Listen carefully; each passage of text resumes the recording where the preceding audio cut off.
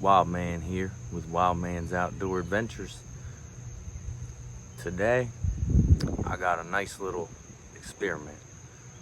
I got a Wally World 177 brake barrel. Gonna shoot some 7.5 grain Gamma match wide cutters. I'm gonna do 3 5-shot groups from 25 yards. And then I'm gonna take the target down, evaluate it, and then I'm gonna switch out the scope that it came with in the box for still a budget scope. We're talking $50, probably less now, but much better. And I'm gonna see does that matter. Also, brake barrels can be hold sensitive, and it's just not a given. Like a PCP, if you hold and you do your part, you're probably going to be ballpark on target, even if you're not experienced. But brake barrels can be a whole nother thing. So I'm going to try to utilize that good old artillery hold that we all talk about in the comments. I'm going to try to do it exactly the same way every single time, which is not so easy with this scope. But when I get the other scope on there, they should clean up. In my mind, the group should clean up. I've already got the camera running down there.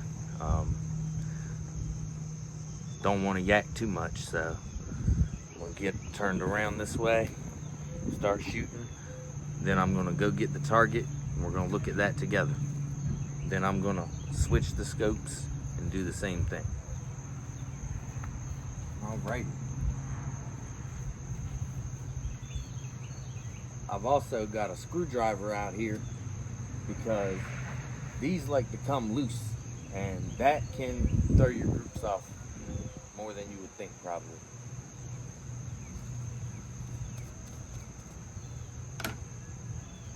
I'm nervous. I hope this works. I really hate to do all this and then I got the better group with the scope that came on the gun.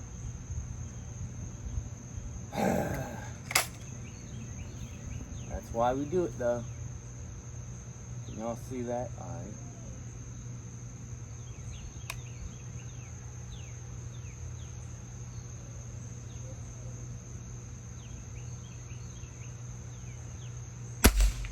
One.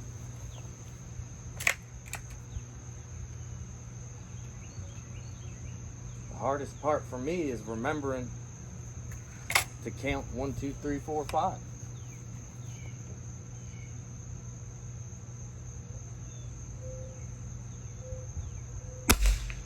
Two. Off camera, I was able to get a 1 1/8 inch group with this scope that came with this. Fixed 4 power by 32.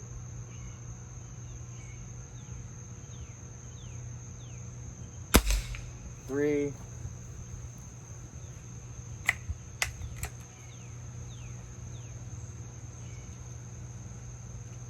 I hope I'm gonna have enough of these wad cutters.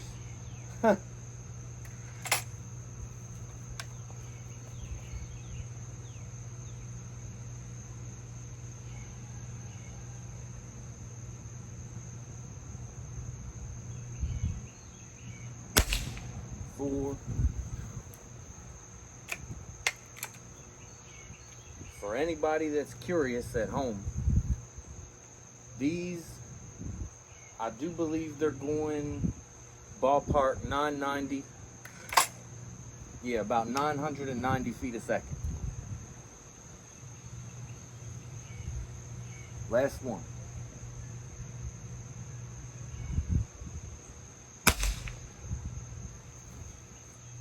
Looked like I had a couple flyers, but it's far from beautiful.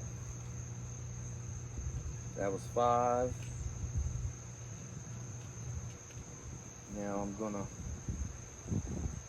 move over to the top right target.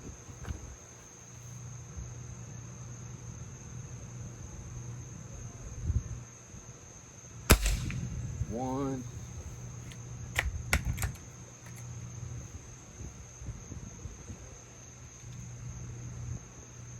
I'm not used to shooting 177. These things are so tiny, barely get a hold of them in that tin.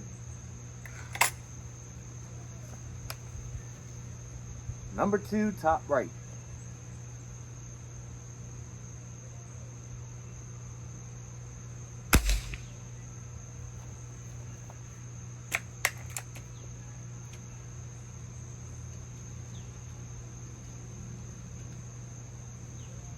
Number 3 on the top right. No voodoo, straight out of the tin, right to the tree.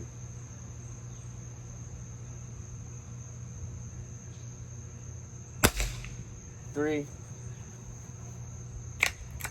And this is a budget-minded experiment, so of course I didn't bring out any super expensive ammo, but I did pick something that did well.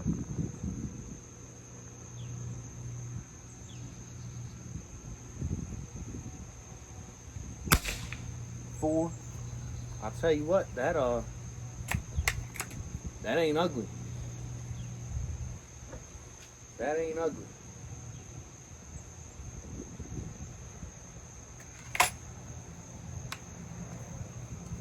I am gonna avoid putting anything with a bent skirt in there.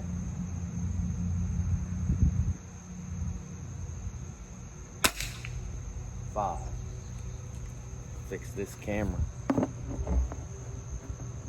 So sorry.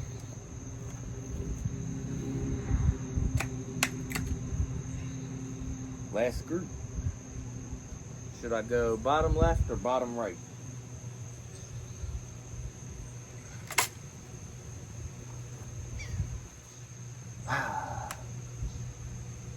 I feel bottom left. And then if one really flies off, I'll go to the right side.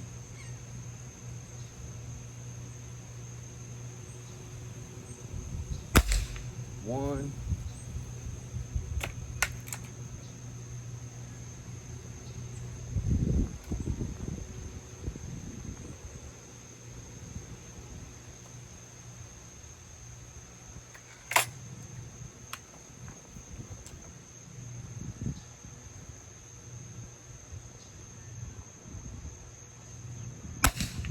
Two. I'm not gonna lie. I paid between 70 and 80 for this at the Wally World. That was an open box, but still, it hadn't been fired. So, brand new condition. And you could definitely do worse. You could definitely do worse at Walmart.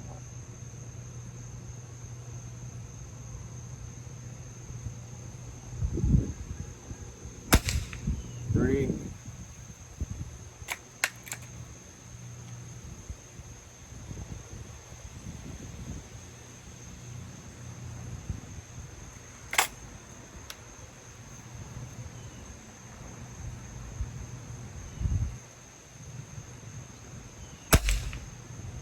Four.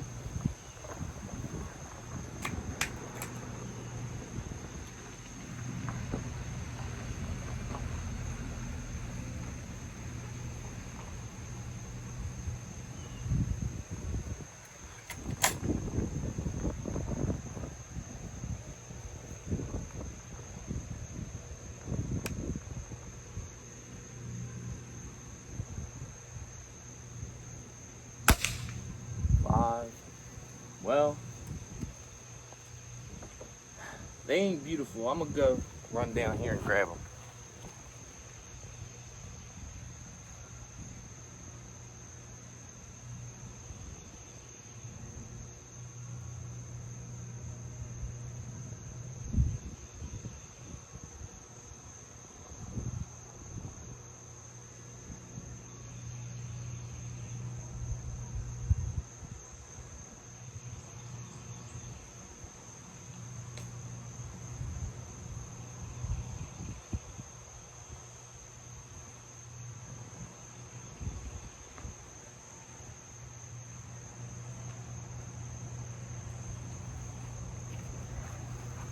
Sorry guys, no fancy editing today.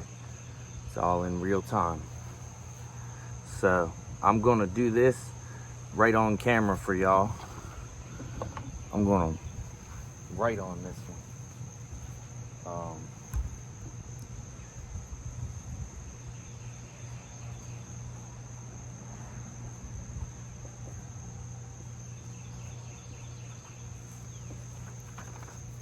These were all done with the included scope that came right in the box. Now, I'm gonna mount this other scope that I got in mind, get it zeroed up, and come out here, rinse and repeat, see if I can beat. I really think I can. I think it's a reasonable expectation, you know what I mean? A scope can be a limiting factor. If I had never shot a break barrel air rifle before, that would be a really big factor. But it's a learning curve. You have to do it. You just have to do it. You could listen to anybody on YouTube tell you whatever they want to tell you. You could read whatever you read. You got to do it. That's the only way to get it. It's muscle memory. So I'm gonna go mount this other scope, zero it up, and come back out here.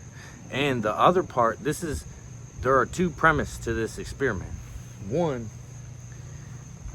the better scope has to give me better groups. That shouldn't be hard to do.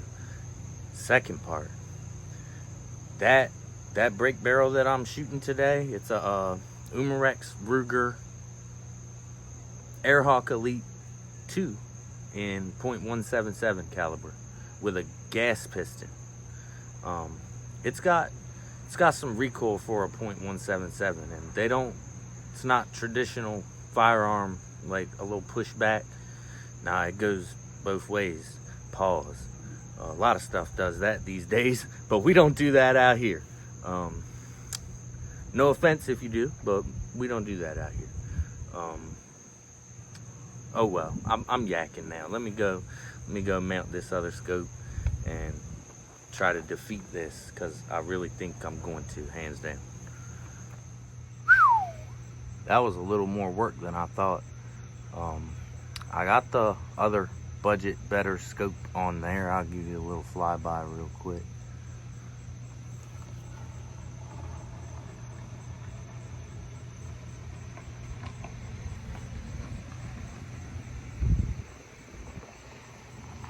Just a little Simmons 3-9 by 40. It took me forever to get it on paper. Like, I couldn't see where I was hitting or anything.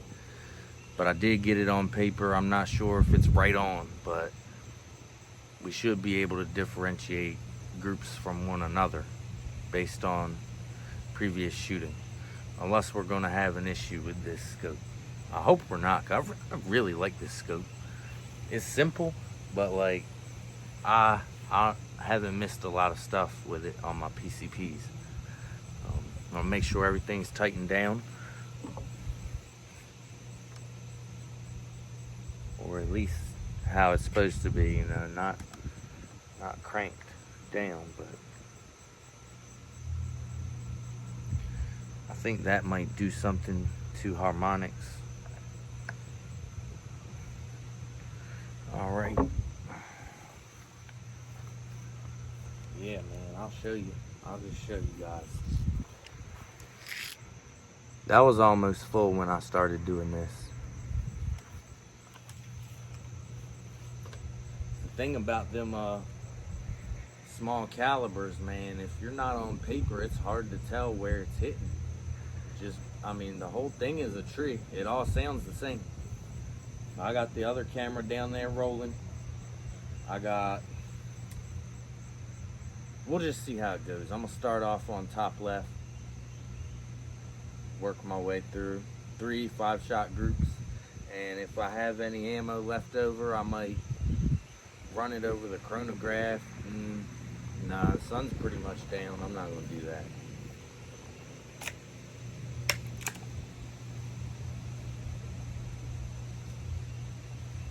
Here we go.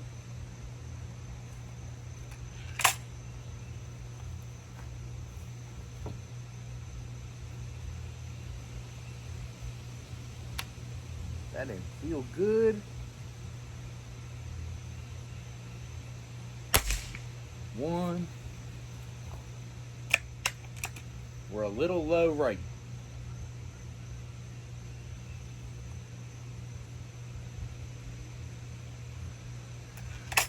Good enough for wild man work.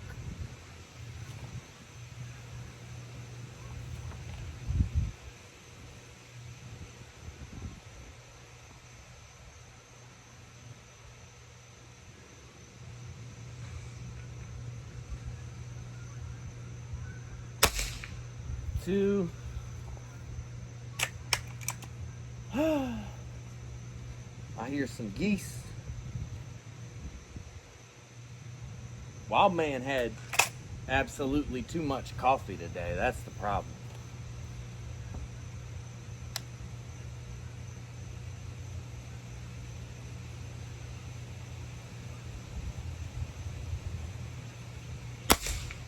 Three.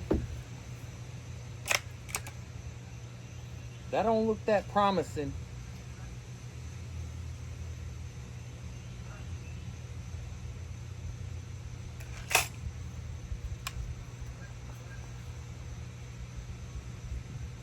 Oh boy.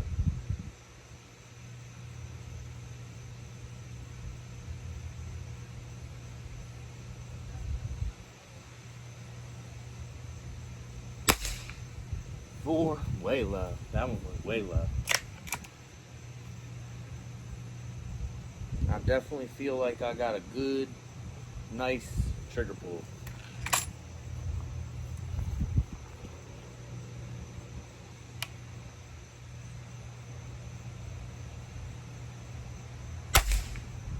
Five, moving on.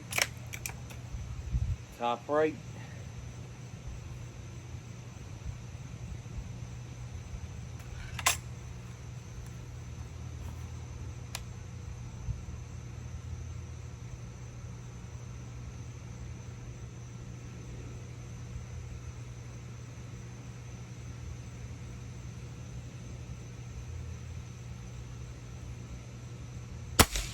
One, that's a little high.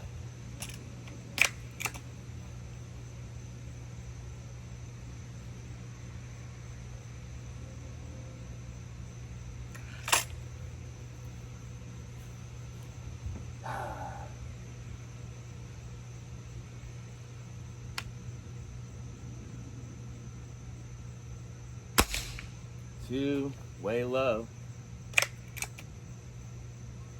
I don't know about this.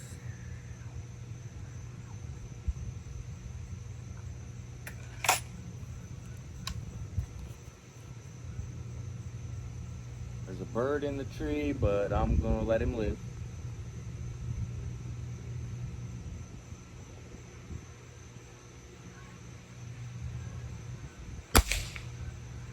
Three.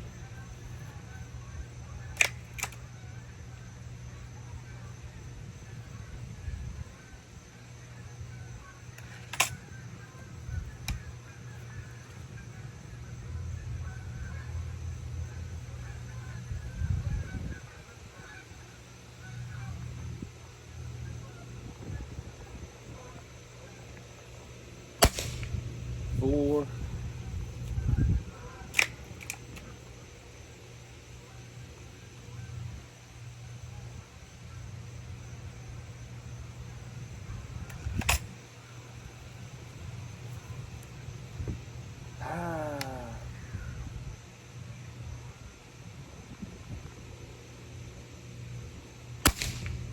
Five.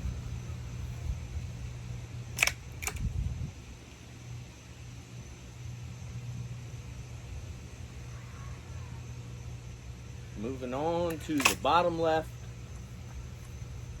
Hopefully it stays on paper.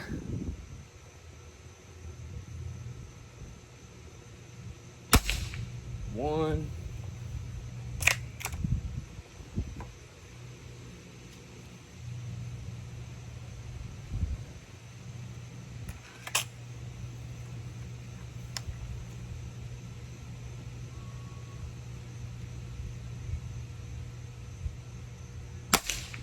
2,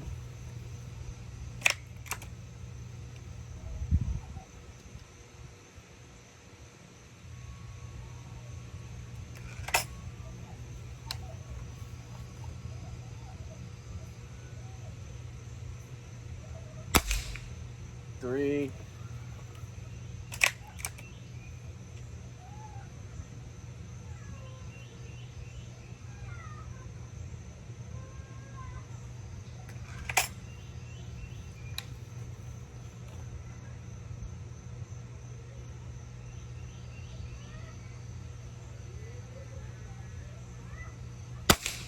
4,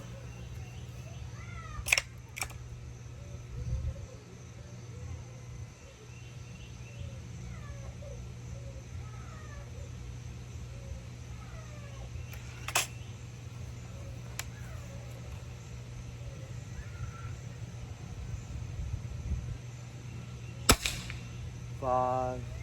I'm gonna go for the last group. What the heck? I still have ammo in this tin.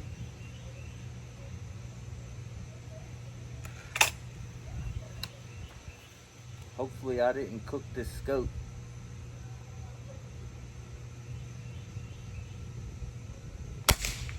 One way off to the right.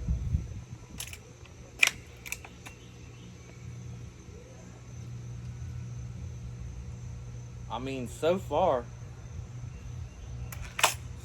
it's busted. I mean, with this scope. I'm gonna have to go down there and look.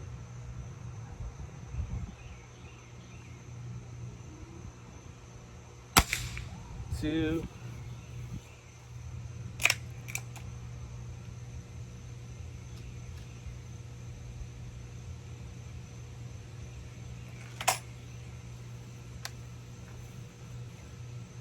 Three.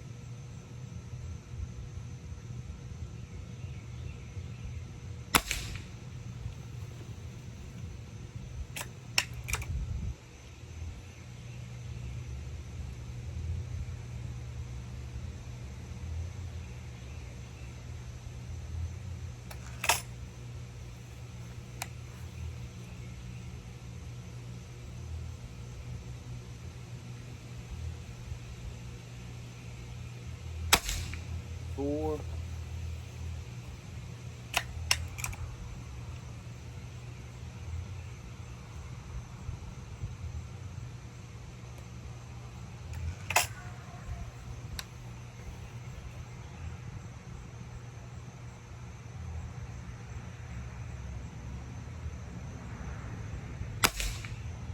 5.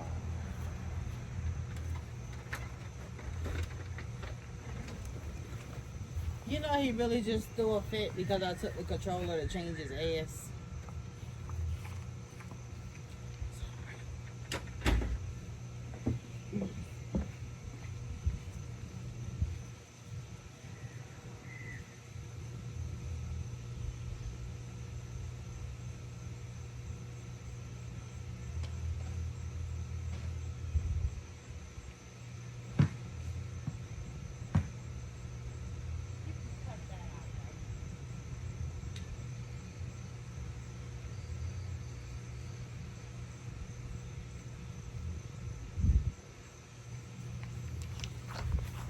Oh man. So far, I don't really even have to measure anything, but I'm going to anyway. So let me go get my shit together and I'm gonna come back with some measurements. Wow, man. Hold up. I did not realize your ass was recording. I still am. Why don't you just... Yeah. I have to check that scope and make sure everything's tight because that should not be happening. There's no way that should be happening. Wild man out. Alrighty. So I've come to the end for today. I've looked, I've measured, and I really can't say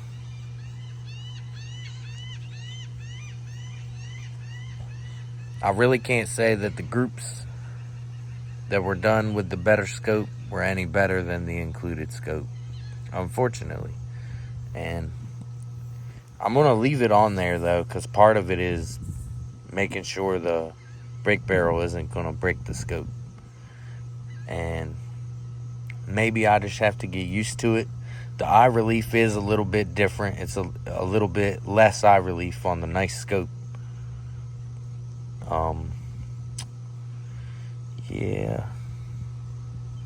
It's not really much, I think. I shot that whole tin. That's all gone.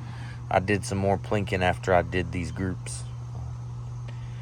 I really want to come back for a part 2 because I feel like there is some redemption to be had. So for now, I'm going to go do some editing. And Wild Man out. I'll see y'all tomorrow, hopefully.